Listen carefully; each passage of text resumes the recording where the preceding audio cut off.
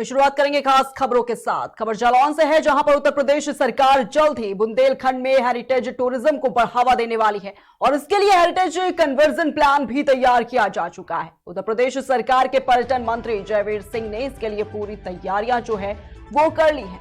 बता दें कि बुंदेलखंड के 31 किलो को इसमें शामिल भी किया गया है। इसमें जनपद जालौन के भी महत्वपूर्ण किलो को भी शामिल किया गया। जल्द ही इन किलो को देसी और विदेशी पर्यटकों के लिए खोल दिया जाएगा। वहीं आपको बता दें कि बुंदेलखंड प्राकृतिक सुंदरता और मनोरम स्थलों के लिए प्रसिद्ध है। बदलता बुंदेलखंड अपने पूरे शौर्य और गौरव गाथा से परिचित कराने वाला है देश और दुनिया को। पर्यटन मंत्री जयवीर सिंह ने कल सूबे के मुख्यमंत्री की ओर से हरी झंडी मिलने के बाद हेरिटेज टूरिज्म के नाम से एक पैकेज तैयार किया है।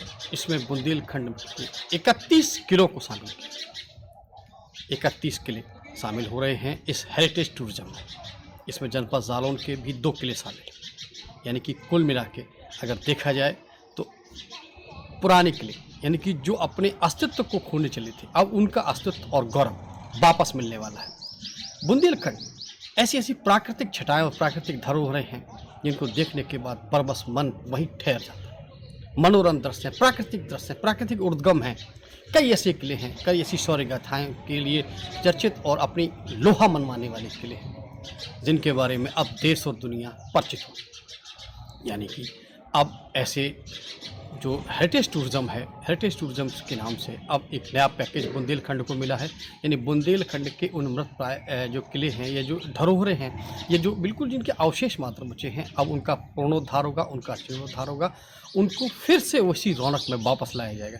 यानी कि अब हेरिटेज टूरिज्म ने अब बुंदेलखंड में अपनी पहल शुरू की है और इसके लिए उत्तर प्रदेश सरकार ने हेरिटेज टूरिज्म के नाम यानी कि जो है अब दस्तक दी है इस नए पैकेज में। जनपद जालौन की अगर हम बात करें तो जनपद जालौन के 2 किले इसमें शामिल किए गए हैं। पचनद यानी विश्व का एकमात्र 5 नदियों का धाम, जहाँ 5 नदियाँ मिलती हैं और कल कल बहती है नीचे, उसके ऊपर आन बान शान से खड़ा किला जगमनपुर का किला और एक और किला इसको शामिल किया गया है इस गौरवशाली हेरिटेज टूरिज्म में। तो निश्चित तौर पर अब जनपद जालौन को भी एक नया मुकाम, नई सौगात मिली है। इसको लेके जो हमारे पास जानकारी है उसमें झांसी, बांदा, महोबा, चित्रकूट, ललितपुर और हमीरपुर, इन सब के में से कुछ कुछ के किले जो है वहाँ शामिल किए गए हैं। यानी कि बुंदेलखंड टूरिज्म अब एक नए कलेवर में, नए अवतार में लोगों के बीच आने वाला है। यानी कि बुंदेलखंड की वो धरोहर, वो विरासत अब लोगों को सुनने, समझने और देखने का, यानी कि पास से जाने का अवसर मिलने वाला है। बुंदेलखंड टूरिज्म के इस पैकेज के बाद निश्चित तौर पर बुंदेलखंड में रोजगार के अवसर भी बढ़ेंगे, क्योंकि जब हेरिटेज टूरिज्म विकसित होगा तो कहीं ना कहीं युवाओं को रोजगार भी मिलेगा। तो अब तैयार हो जाइए हेरिटेज टूरिज्म के नाम से इस पैकेज के आने के बाद जब विकसित बुंदेलखंड के 31 किलो को देखने के लिए, उनका रोमांच देखने के लिए तैयार हो जाइए हमारे। ठीक है।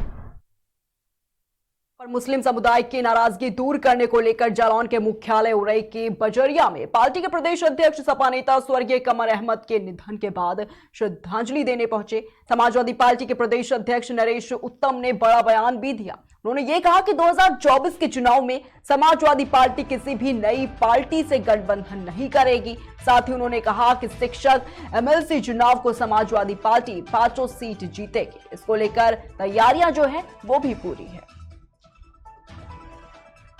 ठीक है, बहुत वरिष्ठ नेता थे, समाजवादी नेता थे।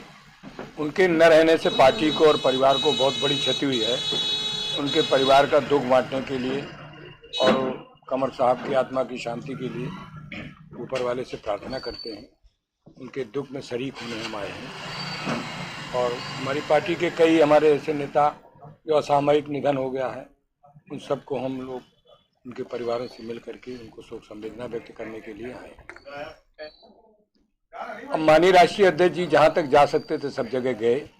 मुझे भी जानकारी जब हुई थी उसी दिन मेरी बात उनके बेटे से हुई थी। उत्तर प्रदेश में समझौता करके चुनाव लड़ेगी कि नहीं?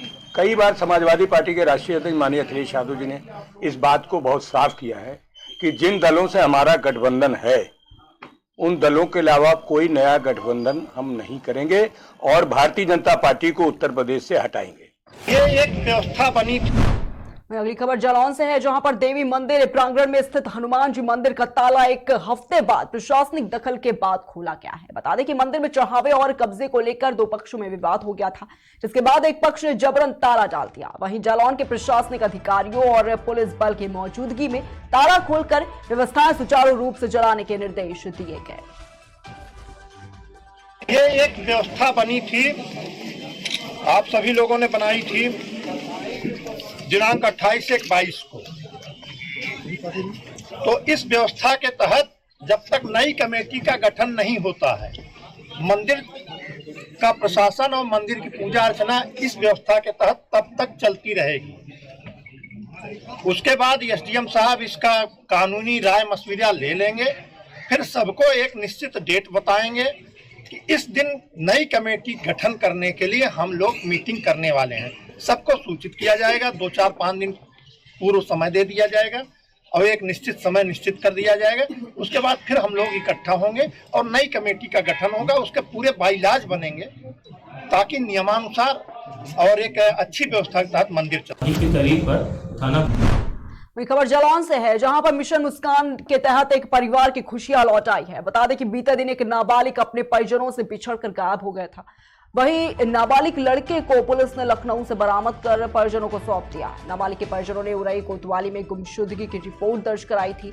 वहीं बच्चे को पाने के बाद परिजनों ने जालौन पुलिस का धन्यवाद भी किया। की तारीख पर थाना कोतवाली उरई में 19 जनवरी को गुमशुदगी दर्ज की गई थी। गुमशुदगी दर्ज होने के पश्चात कोतवाली उरई द्वारा तत्काल कार्रवाई करते हुए ऑपरेशन मुस्कान के तहत बच्चे को सकुशल लखनऊ से बरामद किया गया है। बच्चे को उसके परिजनों को सौंपा गया है और पुलिस द्वारा अन्य विधिक कार्रवाई की जा रही है। की तारीख पर थाना कोतवाली उरई में 19 जनवरी को गुमशुदगी दर्ज की गई थी।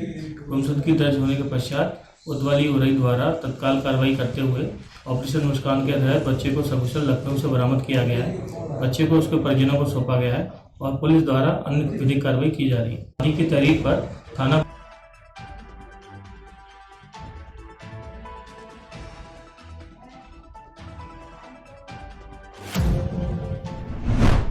खबर मथुरा से है, जहां पर थाना कोसी कला पुलिस टीम की बदमाशों से मुठभेड़ हो गई और इस दौरान पुलिस की जवाबी कार्रवाई में एक अभियुक्त घायल हो गया, जिसे पुलिस ने इलाज के लिए अस्पताल में भर्ती कराया है।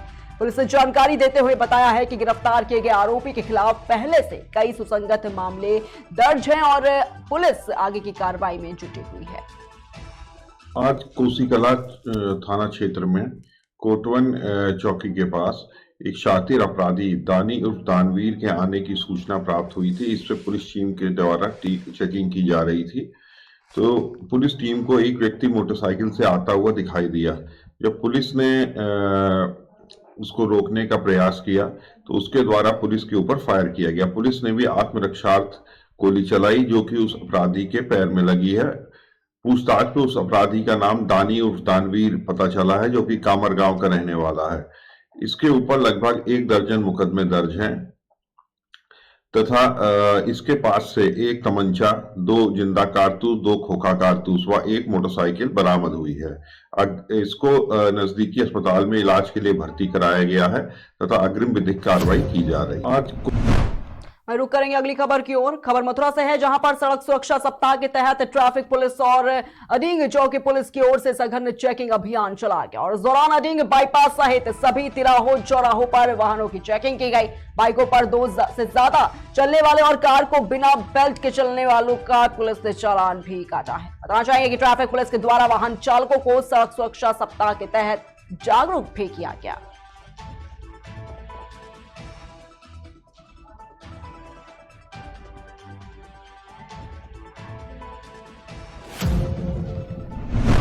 वहीं मथुरा में भगवान श्री कृष्ण की क्रीड़ा स्थली और भगवान की पटरानी यमुना महारानी के तट पर एनसीसी का 75वां स्थापना दिवस मनाया गया और इस मौके पर 10 यूपी बटालियन एनसीसी के यशस्वी कर्नल एन गाजेंद्र सिंह और एडम ऑफिसर आनंद कुमार के नेतृत्व में विभिन्न कॉलेज स्कूल के कैंडिडेटों ने पुनीत सागर अभियान में बढ़ चढ़कर हिस्सा लिया है और इस अवसर पर कैंडिडेट्स ने घाट पर उपस्थित नागरिकों से पुनीत सागर अभियान की महत्ता की चर्चा भी की। साथ ही साथ नाविकों ने आश्वस्त किया कि यमुना के तट पर आने वाले यात्रियों को प्रदूषण करने से रोकेंगे।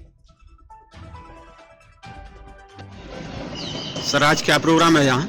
आज पुनीत सागर अभियान के तहत हम ठकुरानी घाट गोकुल बैराज के पास साफ सफाई का कार्यक्रम कर रहे हैं।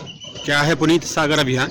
पुनीत सागर अभियान खासकर जो हमारी नदियां हैं, गंदगी फैली हुई उसको साफ करना, और जो भी जलाशय हैं शहर के आसपास या कोई बड़ी नदी है, वो उन क्योंकि मथुरा एक धार्मिक स्थान है, इसलिए यहाँ पर लोगों का आना जाना काफ़ी होता है, जिसके कारण काफ़ी जो है प्लास्टिक का यूज होता है और घाटों पे प्लास्टिक पड़ा रहता है और गंदगी बहुत फैलती है।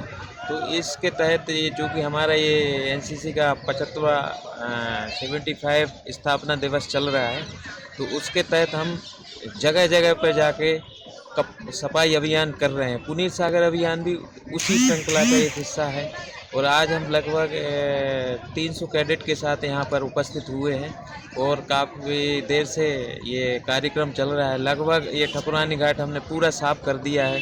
काफ़ी मात्रा में प्लास्टिक यहाँ पर जमा था और कूड़ा करकट जो भी लोगों ने डस्टबिन वगैरह में ना फेंक के बाहर फेंके हुए, हमने सब साफ कर दिया। पूरा घाट स्वच्छ दिख रहा है।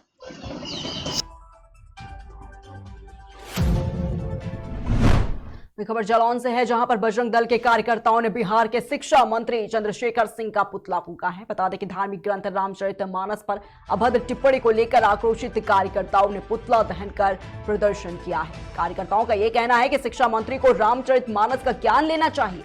साथ ही कहा कि जो भी हिंदू धर्म या हिंदुओं की भावनाओं से खिलवाड़ करेगा, उसका विरोध बजरंग दल ऐसे ही करेगा।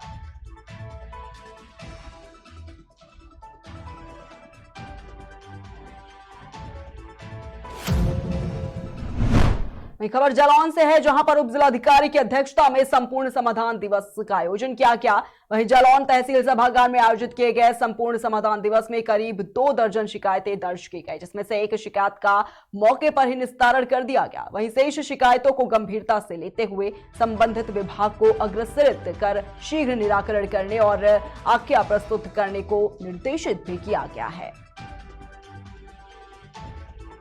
आज संपूर्ण समाधान दिवस में लगभग 2 दर्जन शिकायत आई हैं, जिनमें से एक का मौके पर ही निस्तारण हो गया है, जो कि अंत्योदय राशन कार्ड से संबंधित शिकायत थी। बाकी जो शिकायत है उनको संबंधित विभागीय अधिकारियों को अग्रसारित कर दी हैं और उनको 7 दिवस के अंदर तत्काल निस्तारण करने के दिशा निर्देश दिए गए हैं। आज संपूर्ण समाधान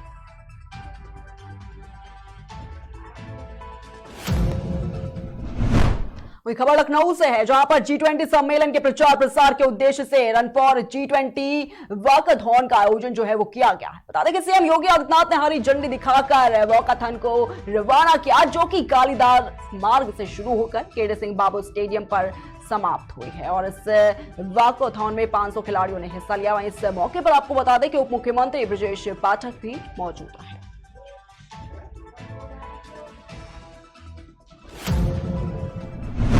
रुकेंगे एक छोटे से ब्रेक के लिए, देखते रहिए केकेडी न्यूज।